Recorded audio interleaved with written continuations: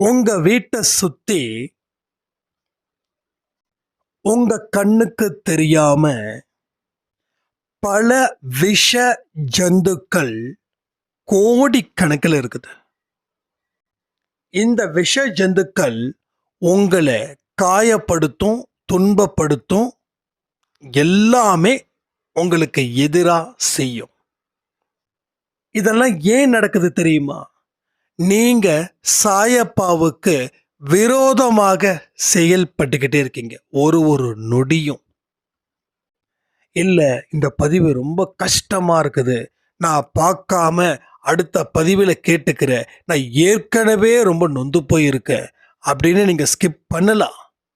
ஆனா நீங்க ஸ்கிப் பண்ண விஷ ஜந்துக்கள் இன்னும் பெருக்கமாகும். இந்த இடத்துல சமாதானம் இருந்துச்சுன்னா மகிழ்ச்சி வரும். மகிழ்ச்சி வந்துருச்சுன்னா எல்லா நன்மைகளும் கூடி வரும். இனி இந்த விஷ ஜந்துக்களை வேறு எடுக்கணும். அப்பதான் நல்ல விஷயங்கள் நடக்கும். சாயப்பா ஏன் சோதனையை ஏற்படுத்துறாருன்னா, அந்த சோதனையின் மூலமாதான் நீ சாதனை செய்ய போற.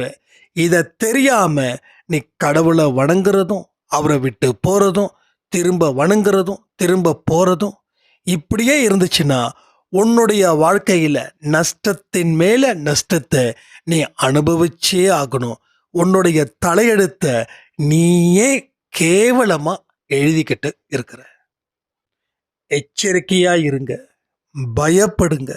இந்த பயம் உங்க வாழ்க்கைக்கு வெற்றியை தீர்மானிக்கக்கூடிய ஒரு பகுதியா மாறியே தீரும். அன்பே சாய் குடும்பத்தில் இருக்கிறவங்க பார்க்க வேண்டிய மிக மிக மிக முக்கியமான ஒரு பதிவு தான் இந்த பதிவு.